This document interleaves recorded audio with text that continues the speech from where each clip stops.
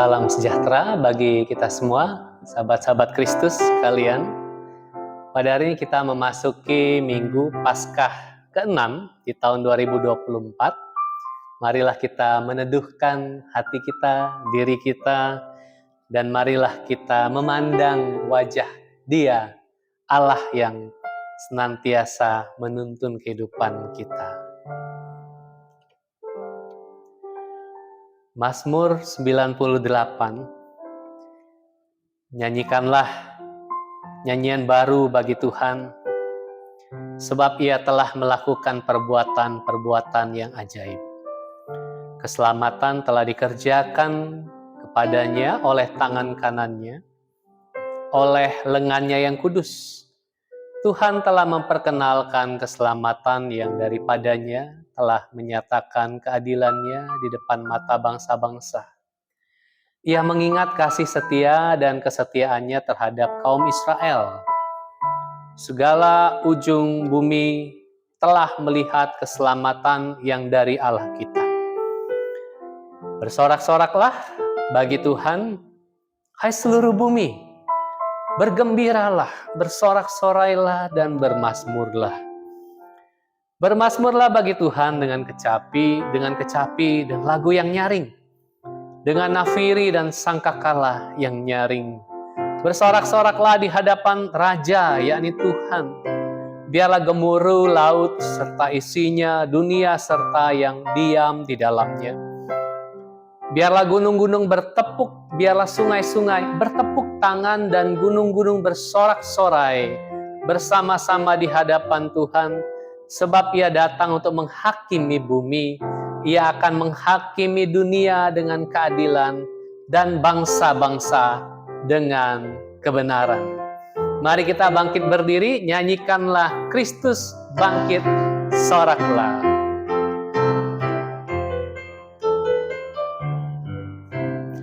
Kristus bangkit, soraklah, haleluya. Bumi surga bergema, haleluya. Berbalasan bersyukur, haleluya. Muliakan Tuhanmu, haleluya. Karya kasih, kasih-Nya genap, haleluya. Kemenangannya tetap, haleluya. Surya selamat jadi terang, haleluya. Takkan lagi terbenam, haleluya. Kuasa kubur menyerah, haleluya. Dan neraka takluklah, haleluya. Kristus jaya atas maut, haleluya. Dan terbukalah Firdaus, haleluya. Mari berdoa. Kami datang kepadamu, ya Allah, dalam kegentaran sekaligus dalam kegembiraan. Kebangkitan Kristus telah membangkitkan kami semua, sehingga kami punya hidup yang berpengharapan dan juga punya harapan bahwa semua yang kami tatap di sekitar kami juga akan dibangkitkan bersama dengan Kristus yang bangkit. Karena itu kami merayakan Engkau kembali pada Minggu Paskah yang ke-6 ini. Kiranya kami berjumpa dengan Engkau dalam ibadah hari ini, dan biarlah Roh Allah menuntun kami dalam perjumpaan yang indah dengan Engkau. Berkatilah ibadah ini. Kami alaskan dalam satu nama yang indah, Tuhan Yesus Kristus. Kami sudah berdoa. Amin. Silakan duduk. Oleh kuasa darah Kristus yang tercurah, kita dilayakkan, kita ditebus, dan hidup kita dipulihkan menjadi ciptaan yang baru. Mari kita nyanyikan pujian ini oleh kuasa darah. Saat ku masuk ke hadirat-Mu, bawa persembahan ke tempat kudus-Mu. Pujian ku naikkan, sembah ku berikan bagi-Mu Allah yang mulia. Kau layakkan ku menghampiri-Mu, melihat tata kemuliaan-Mu Tuhan. Pujian ku naikkan, sembah ku berikan bagi-Mu Allah yang mulia. Oleh kuasa darah-Mu, Kau telah tebus dosaku. Kekudusan-Mu melingkupiku. Kasih-Mu mengalir memulihkan hidupku. Sungguh besar anugerah-Mu, Kau selamatkan hidupku. Ku menjadi ciptaan yang baru oleh kuasa darah-Mu. Saat ku masuk ke hadirat, saat ku masuk ke hadirat-Mu, bawa persembahan ke tempat kudus-Mu. Pujian ku naikkan, sembah ku berikan bagi-Mu Allah yang mulia. Kau layakkan ku menghampiri-Mu, melihat tata kemuliaan-Mu Tuhan. Pujian ku naikkan, sembah ku berikan bagi-Mu Allah yang mulia. Oleh kuasa darah-Mu, Kau telah tebus dosaku. Kekudusan-Mu melingkupiku. Kasih-Mu mengalir memulihkan hidupku. Sungguh besar anugerah-Mu, Kau selamatkan hidupku. Ku menjadi ciptaan yang baru oleh kuasa darah-Mu. Oleh kuasa darah-Mu, Kau telah tebus dosaku. Kekudusan-Mu melingkupiku. Kasih-Mu mengalir memulihkan hidupku. Sungguh besar anugerah-Mu, Kau selamatkan hidupku. Ku menjadi ciptaan yang baru oleh kuasa darah-Mu. Ku menjadi Ku menjadi ciptaan yang baru oleh kuasa darah-Mu.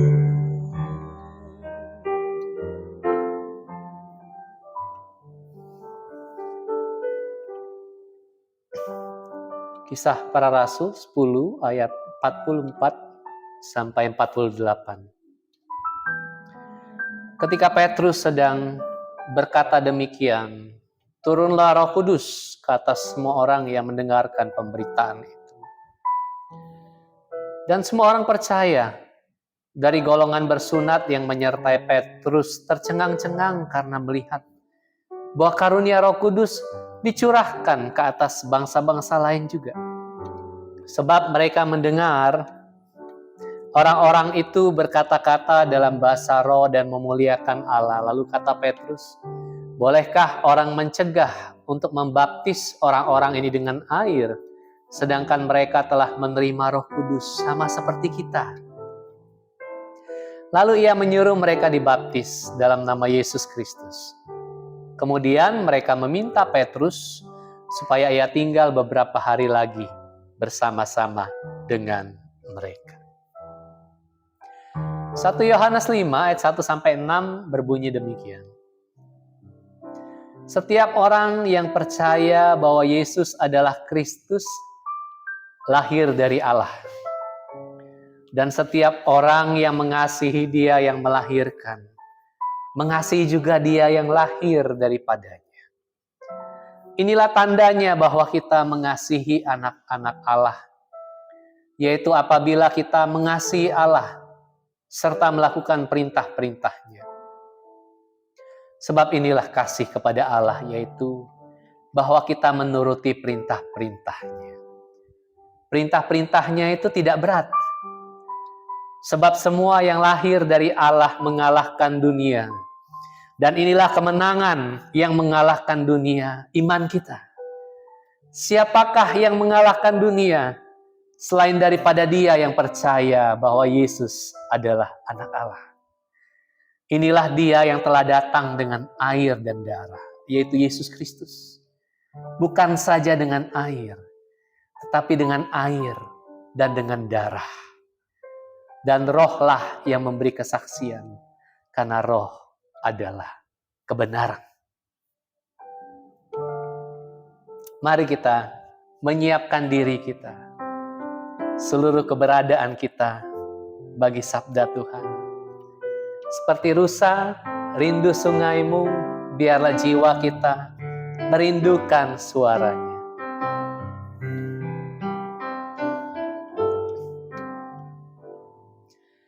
Seperti rusa rindu sungaimu, jiwaku rindu Engkau.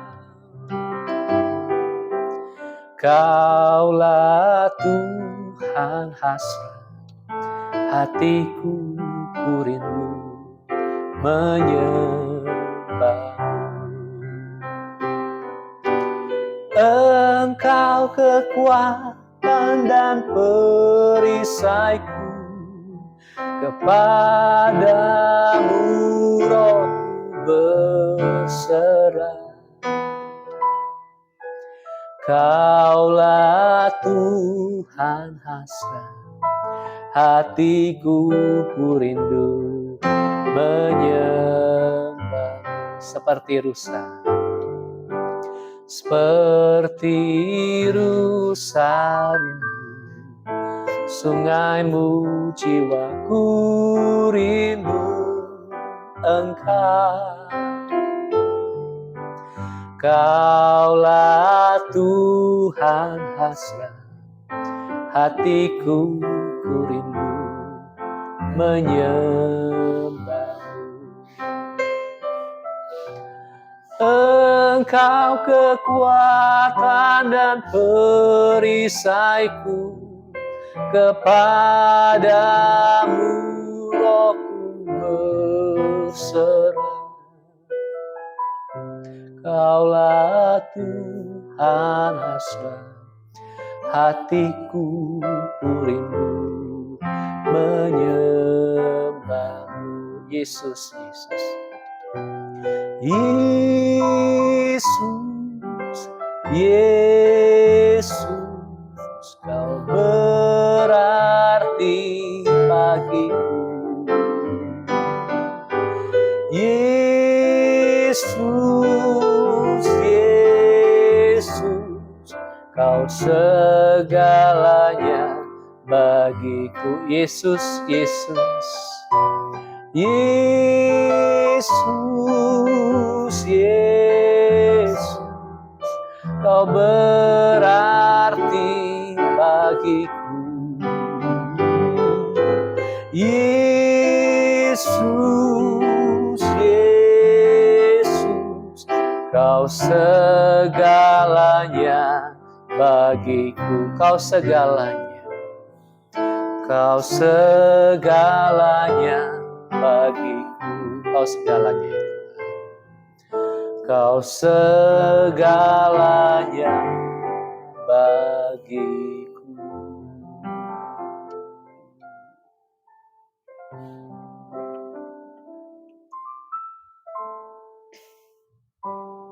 Kau segalanya bagi kami, Tuhan. Kau segalanya.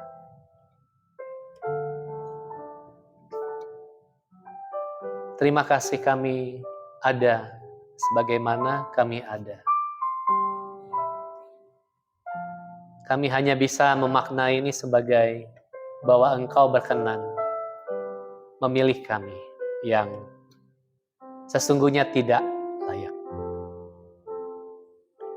Betapa besar anugerah-Mu, kami mensyukurinya.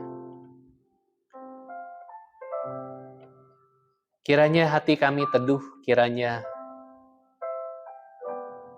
batin kami dijernihkan untuk memandang Engkau dan mendengarkan suara-Mu kembali berbicara kepada kami. Biarlah jiwa kami yang dahaga dipuaskan oleh sabda-Mu. Biarlah hidup kami yang kadang tak tentu arah, kiranya Engkau menuntun kami ke dalam seluruh kebenaran. Singkapkanlah kami kebenaran, bawalah kami berjalan di dalamnya. Kami sambut sabda-Mu ya Allah, demi Kristus kami berdoa. Amin. Saya akan membacakan bagian dari Injil Yohanes pasal 15 ayat yang ke-9 sampai ayat yang ke-17. Seperti Bapa telah mengasihi aku, demikian juga aku telah mengasihi kamu. Tinggallah di dalam kasih-Ku itu. Jikalau kamu menuruti segala perintah-perintah-Ku, kamu akan tinggal dalam kasih-Ku, seperti aku menuruti perintah Bapa-Ku dan tinggal di dalam kasih-Nya. Semuanya itu kukatakan kepadamu, supaya sukacitaku ada di dalam kamu, dan sukacitamu menjadi penuh. Inilah perintahku, yaitu supaya kamu saling mengasihi, seperti aku telah mengasihi kamu. Tidak ada kasih yang lebih besar daripada ini, yaitu seseorang memberikan nyawanya demi sahabat-sahabatnya.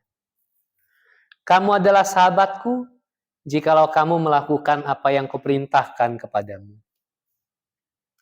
Aku tidak lagi menyebut kamu hamba, sebab hamba tidak tahu apa yang diperbuat oleh tuannya.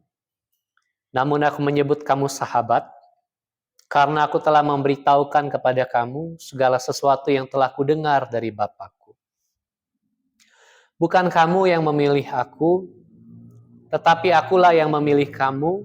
Aku telah menetapkan kamu supaya kamu pergi dan menghasilkan buah, dan buahmu itu tetap, supaya apa yang kamu minta kepada Bapa dalam namaku, diberikannya kepadamu.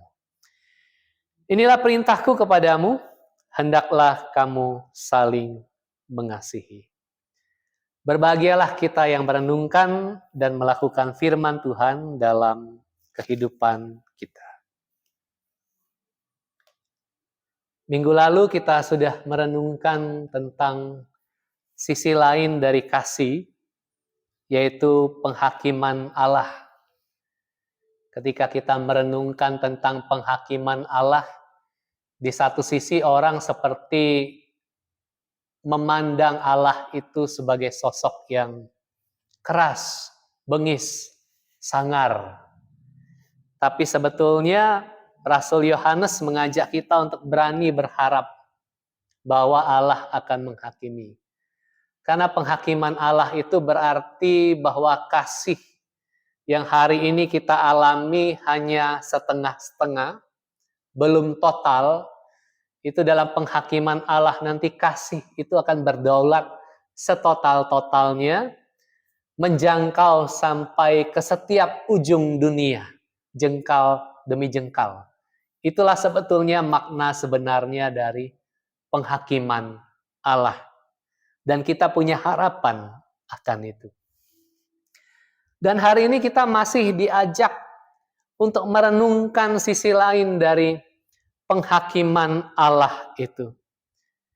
Dan penghakiman Allah itu menariknya direalisasikan ke tengah dunia ini pada hari ini sampai nanti ke masa depan. Itu bukan dengan wajah yang sangar. Itu bukan dengan wajah yang galak atau angker. Tapi hari ini saya mau mengajak Anda untuk merenungkan bahwa salah satu realisasi atau perwujud nyataan dari penghakiman Allah itu dia direalisasikan melalui wajah persahabatan. Kok kayak kontras ya? Kok kayak bertentangan? Kita membicarakan, merenungkan soal penghakiman Allah, kenapa kita larinya ke persahabatan? Dan persis teks ini pada hari ini, Minggu Paskah yang ke-6 ini, mengantarkan kita untuk melihat penghakiman dan persahabatan sebagai satu paket kehidupan ketika kita berjalan di tengah dunia ini sebagai murid-murid Tuhan. Ada satu masa di dalam kehidupan saya, ketika saya merenungkan tentang Allah, tentang penghakiman Allah, saya menjadi sedemikian tidak ramah. Pernah pada satu masa di dalam kehidupan saya demikian. Saya pernah menjalani satu bentuk kerohanian atau spiritualitas yang sangat tidak ramah kepada orang lain. Sangat eksklusif, sangat terbelenggu oleh diri saya sendiri. Saya berpikir bahwa sayalah yang paling punya level kekudusan yang tinggi ketimbang orang lain. Saya membangun relasi dengan Tuhan yang sedemikian intim menurut saya, tapi saya begitu menjauh dari semua orang lain di sekitar saya, dan saya menjadi tidak ramah. Saya menjadi seperti yang pernah dikatakan oleh seorang kudus bernama Teresa dari Avila, ya, yang pernah berdoa, jauhkanlah kami Tuhan dari orang-orang kudus bermuka masam. Nah, saya pernah menjalani satu fase di dalam kehidupan saya sebagai orang kudus yang bermuka masam itu. Yang dijauhi oleh Santo Teresa dari Avila. Dia berdoa, jauhkanlah kami dari orang-orang kudus yang bermuka masam. Dalam arti apa? Bahwa menghayati Tuhan dan penghakimannya tidak menjadikan kita orang-orang kudus yang bermuka masam. Tapi sebaliknya, menghayati penghakiman Allah, kita justru menjadi ramah. Justru menjadi sahabat bagi orang lain. Karena apa?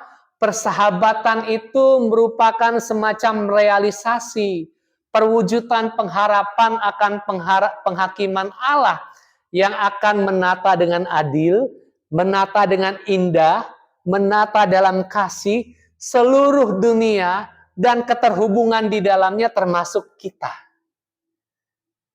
Jadi hakim itu bukan sekadar nunjuk-nunjuk, bukan. Hakim itu artinya dia juga adalah yang menata, menjadikannya indah, menjadikannya lebih cantik, menjadikannya lebih menawan, menjadikannya lebih sempurna. Penghakiman itu berarti penataan segala sesuatu pada tempatnya. Dan persis spiritualitas yang ramah, spiritualitas yang menyahabati itu adalah spiritualitas yang mau bersama-sama mengumpulkan bersama dengan Allah, menatanya sampai menjelang pada akhirnya penataan itu sempurna. Tapi sebelum itu terjadi, persahabatan ilahi itulah yang akan kemudian menggemburkan tanah-tanah itu supaya penataan tanaman, ya. Kalau saya pakai ilustrasi tentang tanaman, karena saya lagi suka tanaman, ya, tanah digemburkan, tanaman disiapkan, dia menjadi semakin cantik. Tapi tanah yang gembur itu adalah panggilan kita untuk persahabatan ilahi di dalam Allah, mempersiapkan diri bersama-sama sampai pada penataan yang final, penataan yang puncak dari Allah yang menghakimi. Itu sebabnya kita perlu juga mengharapkan dengan keberanian percaya bahwa hari penghakiman itu tiba kepada kita dan kepada seluruh dunia. Mazmur 98 tadi menarik, bahwa ketika Allah itu, Tuhan itu datang menghakimi dunia, maka dikatakan bahwa seluruh bumi itu akan bersukacita. Laut dan isinya akan bertepuk tangan. Sungai-sungai, gunung-gunung akan bersorak-sorai. Pernahkah kita merenungkan ini? Kita selalu membuat segala sesuatunya berdasarkan ukuran kita manusia, bukan? Tapi Mazmur penuh dengan imajinasi, membuka kepada kita cakrawala baru. Jangan-jangan bumi benar-benar bersukacita, bukan hanya kita. Jangan-jangan laut dan segala isinya memang bertempik sorak kalau Allah datang menghakimi. Jangan-jangan sungai-sungai dan gunung-gunung itu memang bergembira ria menyambut kedatangan Dia yang menata dengan rapi, dengan cantik, dengan indah, dengan sempurna. Mengapa? Salah satunya karena manusia barangkali selama ini membuat bumi, dunia, sungai, laut, tanah menderita. Betul ya? Dengan eksploitasi yang berlebihan. Kembali ke soal tanaman tadi. Sahabat kita di sini memberikan tips kepada saya untuk jangan menggunakan pupuk NPK ketika menanam. Dan memang setelah saya baca-baca, saya googling gitu ya, ternyata pupuk NPK punya daya rusak tanah yang sudah sangat masif di seluruh dunia ya. Jadi ini nggak main-main ternyata.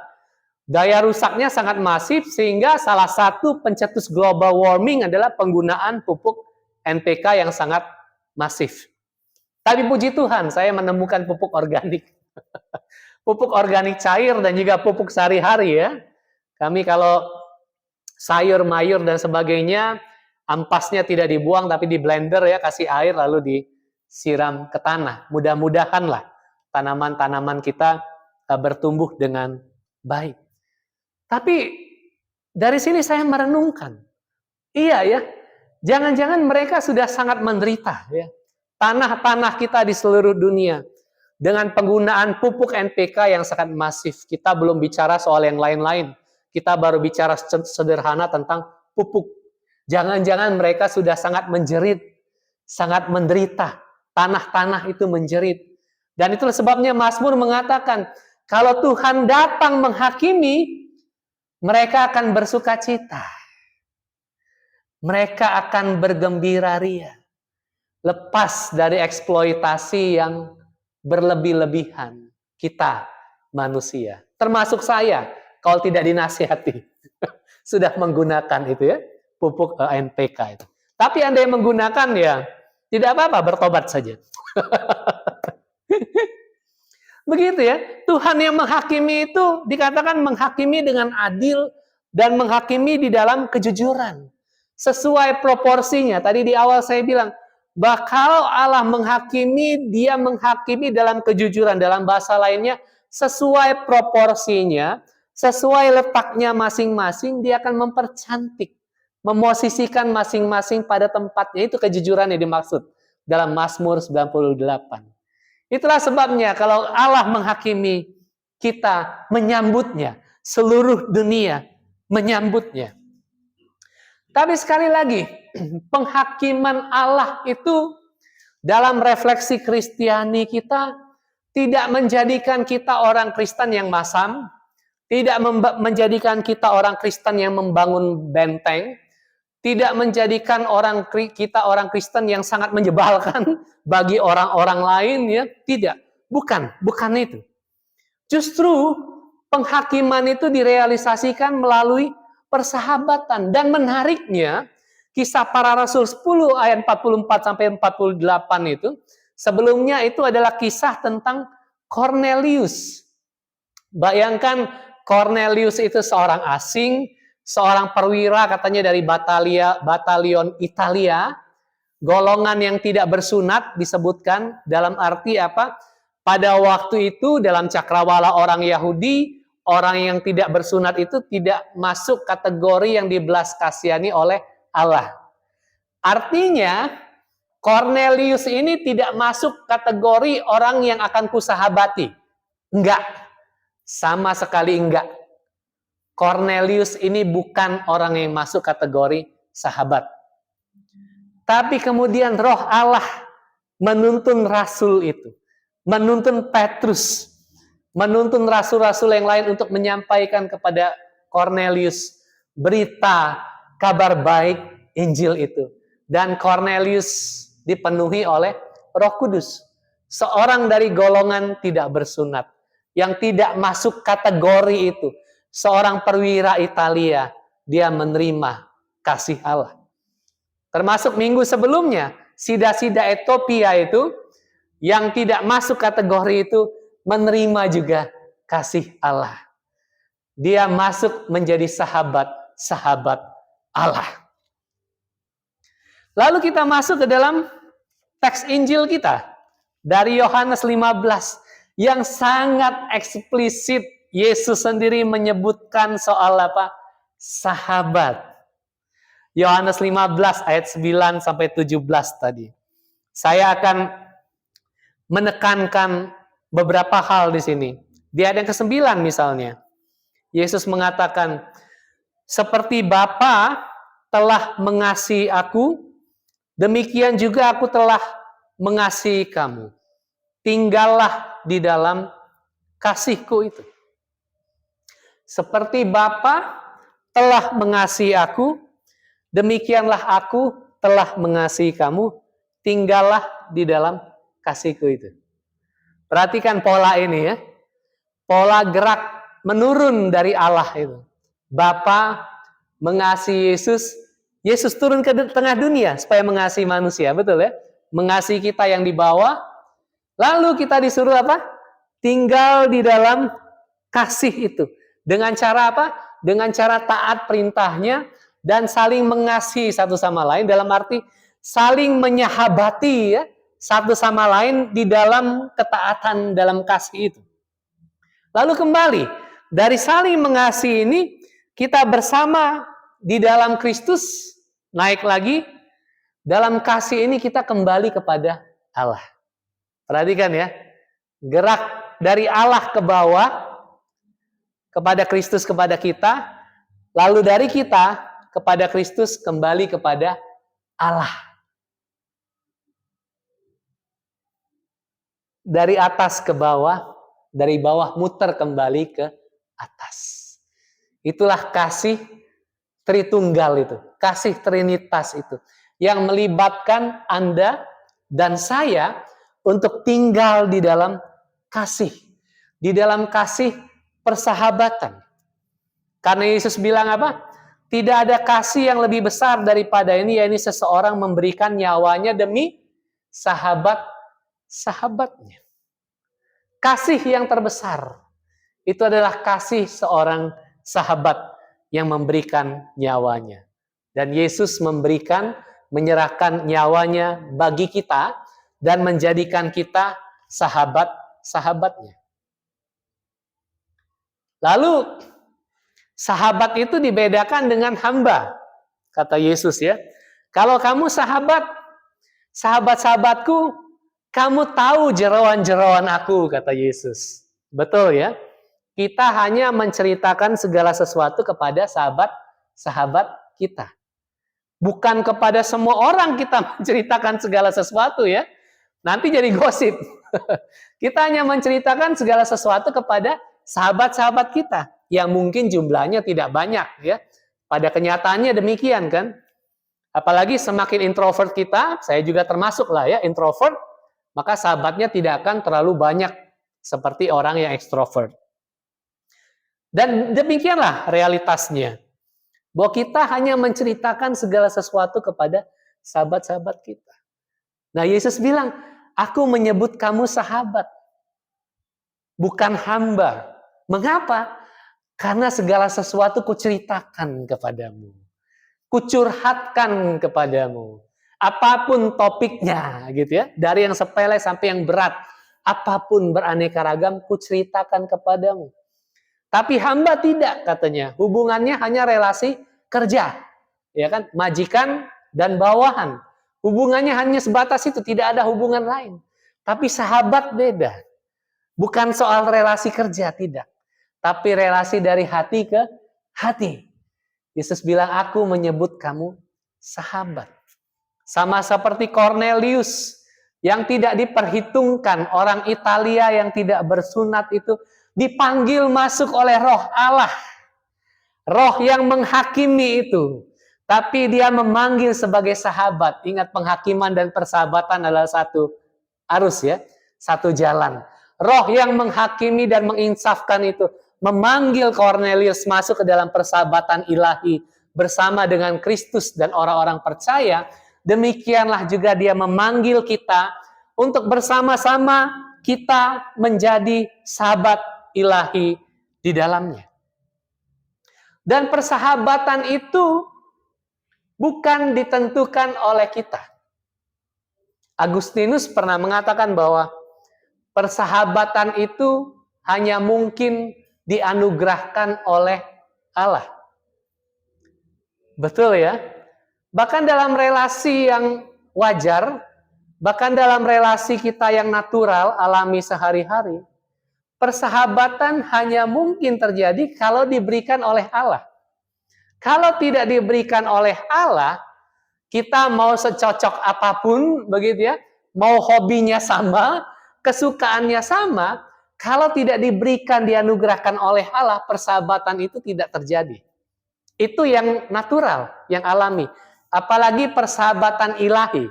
Persahabatan di dalam Kristus hanya mungkin terjadi kalau diberikan oleh Allah yang memanggil kita masuk untuk saling menyahabati, karena Kristus adalah sahabat yang sejati.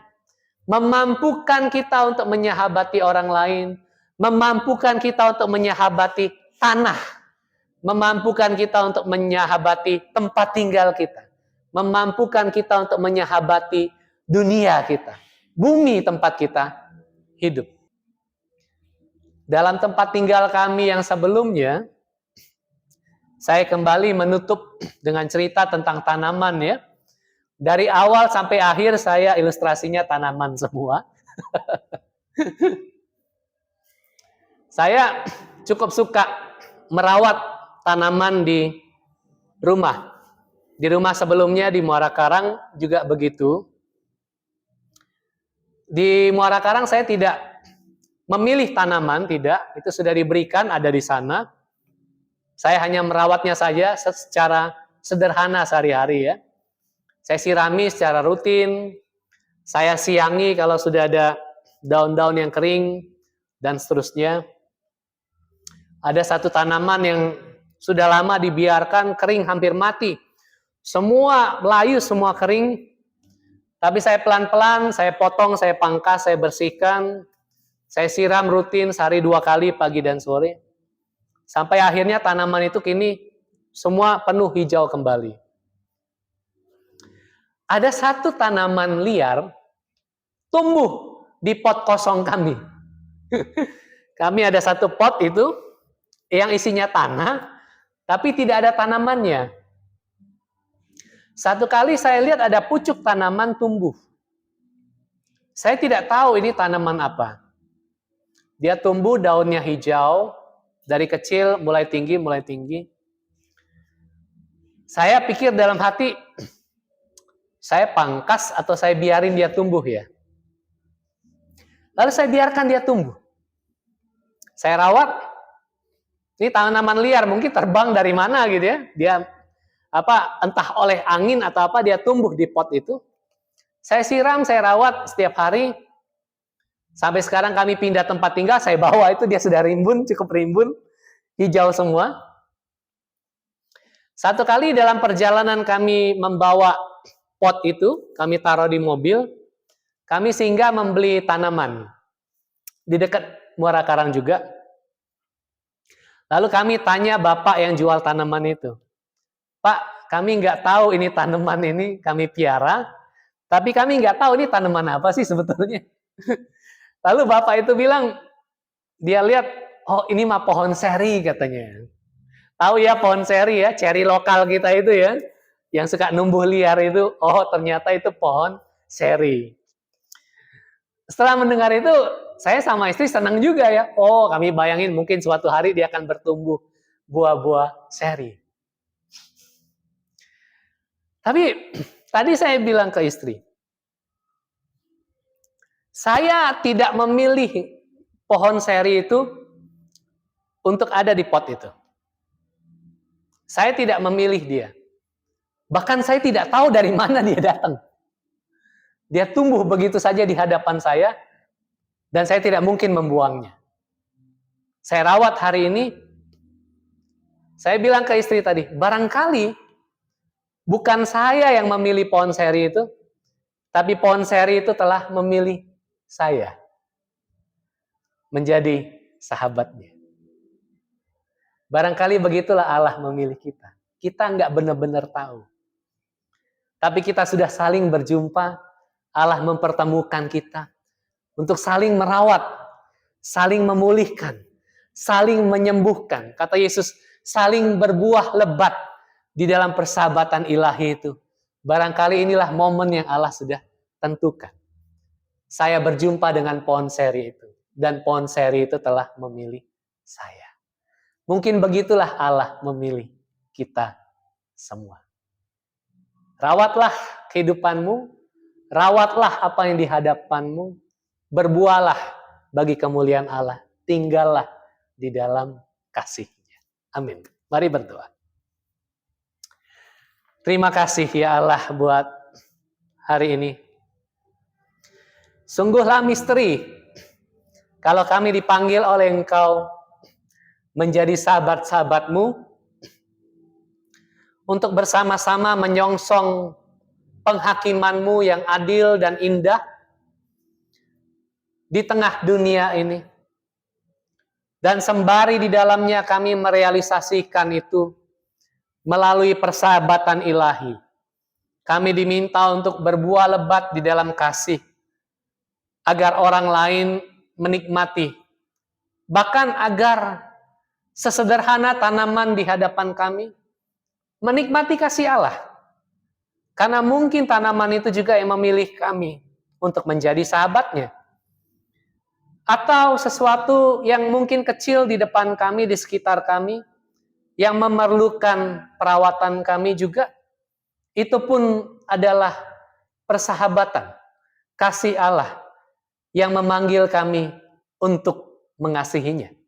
Kiranya roh Allah, roh yang merawat, roh yang memulihkan, roh yang menyembuhkan, roh yang membuahkan kelebatan di dalam hidup kami, itu memenuhi kami. Seperti dia telah memenuhi Cornelius, memanggil masuk ke dalam kasih Allah. Kiranya kami pun dipanggil untuk terus berbuah kasih Allah bagi hidup kami, bagi hidup di sekitar kami, bagi dunia ini. Terima kasih ya Allah, demi Kristus kami sudah berdoa. Amin. Pada hari ini, pada minggu yang pertama, kita kembali mengadakan perjamuan kudus. Karena itu dalam hikmat, dalam situasi kita bersama-sama di hadapan Allah, saya mengajak kita untuk merenungkan tentang tubuh dan darah Kristus. Di hadapan kita sudah ada roti dan anggur. Sebab apa yang telah kuteruskan kepadamu telah aku terima dari Tuhan, yaitu bahwa Tuhan Yesus pada malam waktu ia diserahkan mengambil roti, dan sesudah ia mengucap syukur, ia memecah-mecahkannya dan berkata, inilah tubuhku yang diserahkan bagi kamu. Lakukanlah ini sebagai peringatan akan aku. Demikian juga ia mengambil cawan sesudah makan, lalu berkata, cawan ini adalah perjanjian baru yang dimeteraikan dengan darahku. Lakukanlah ini setiap kali kamu minumnya sebagai peringatan akan aku. Sebab setiap kali kamu makan roti dan minum cawan ini, kamu memberitakan kematian Tuhan sampai ia datang.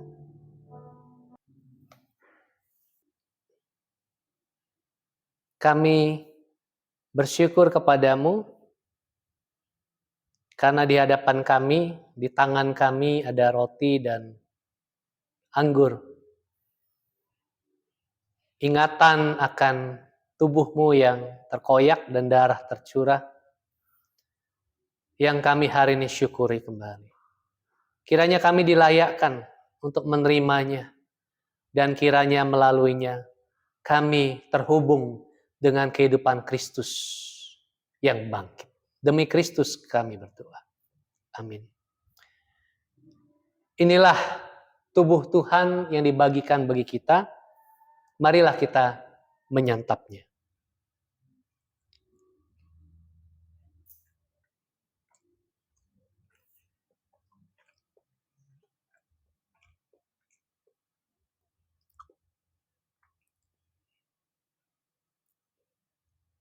Anggur ini adalah darah perjanjian baru yang dibagikan kepada kita dan kepada dunia.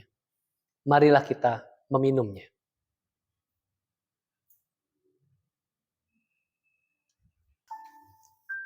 Mari kita bersyukur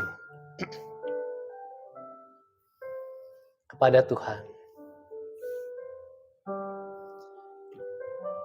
Terima kasih ya Allah, kami sudah memakan roti dan meminum anggur. Terima kasih untuk tubuh yang dibagikan kepada dunia. Engkau mengasihi kami dan mengasihi dunia ini. Dan kiranya kami hidup di dalam kasih Allah itu, tinggal di dalam Kristus yang sudah membagikan hidupnya bagi kami. Biarlah kami hidup bagi Engkau untuk hidup merawat dunia ini, merawat sekitar kami, mengasihi sama seperti Engkau telah mengasihi. Terima kasih ya Allah, demi Kristus kami sudah berdoa. Amin.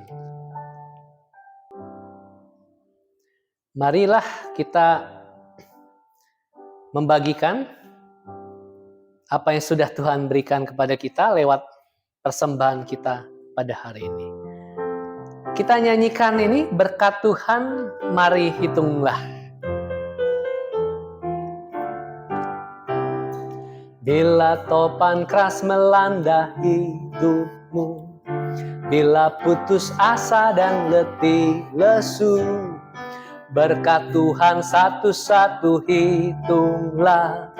Kau niscaya kagum oleh kasih-Nya. Berkat Tuhan mari hitunglah. Kau kan kagum oleh kasih-Nya. Berkat Tuhan mari hitunglah. kau niscaya kagum oleh kasih-Nya. Dalam pergumulanmu di dunia, janganlah khawatir, Tuhan adalah. Hitunglah berkat sepanjang hidupmu, yakinlah malaikat menyertaimu.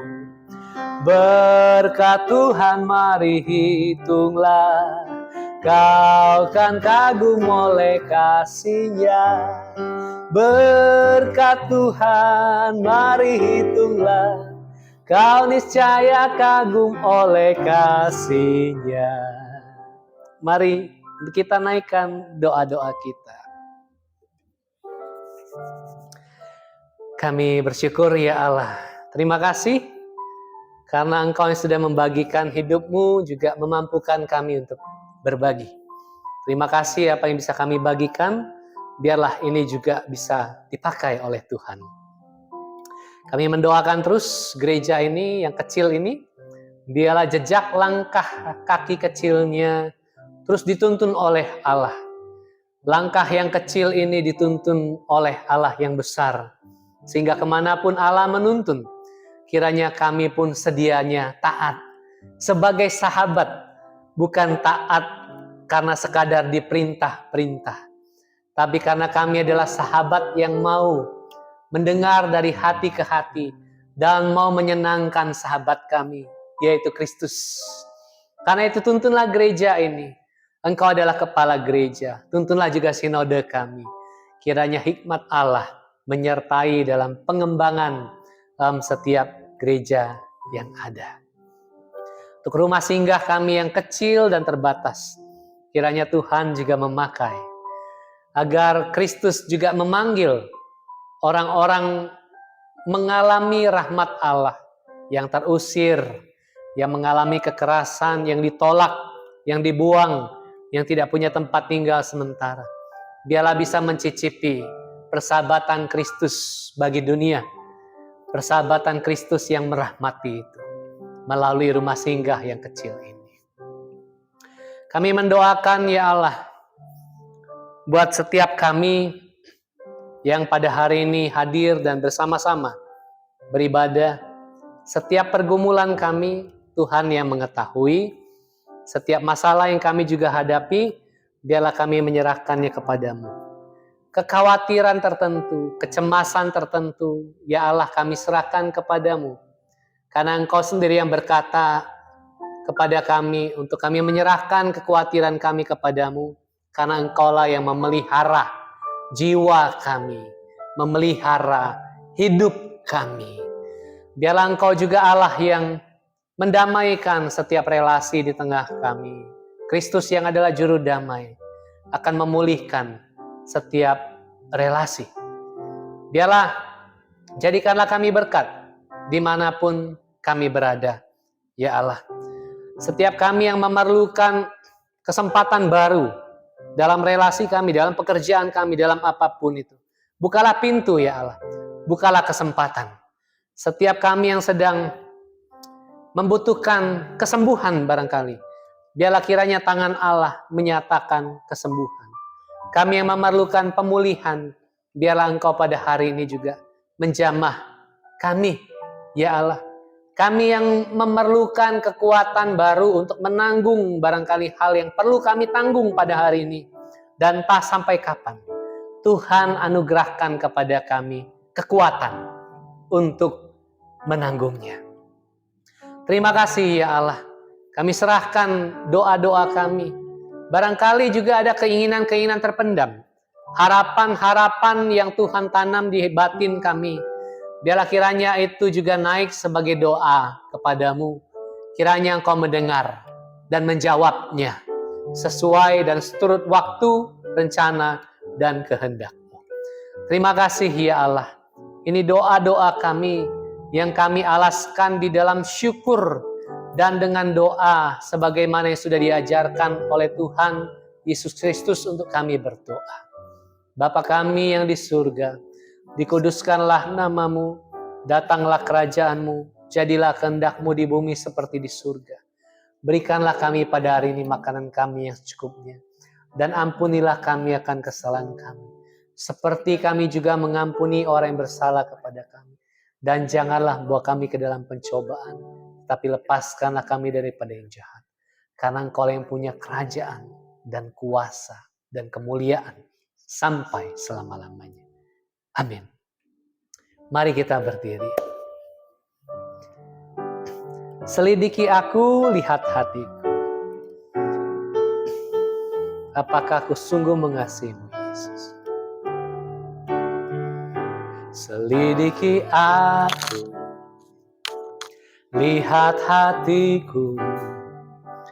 Apakah aku sungguh mengasihimu, Yesus? Kau yang Maha Tahu dan menilai hidupku, tak ada yang tersembunyi bagimu. Telah kulihat kebaikanmu yang tak pernah habis di hidupku. Ku berjuang sampai akhirnya kau dapati aku. Telah kami lihat Tuhan, telah kulihat kebaikanmu yang tak pernah habis di hidupku. Ku berjuang sampai akhirnya kau dapati aku tetap setia. Kau dapati aku tetap, kau dapati. Kau dapati aku tetap setia.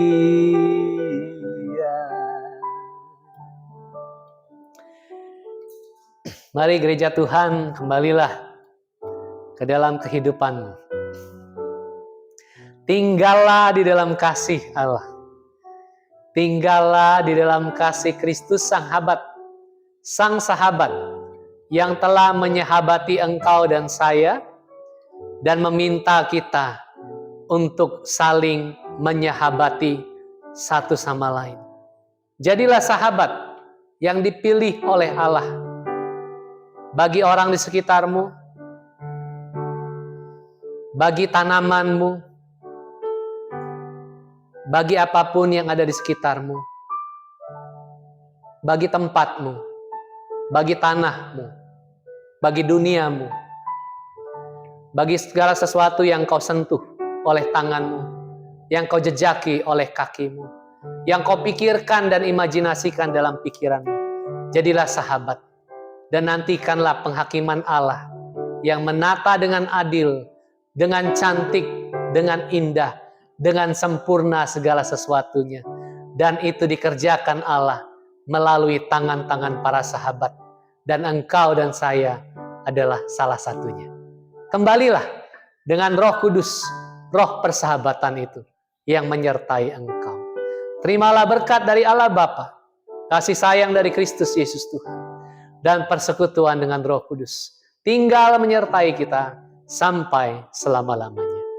Amin.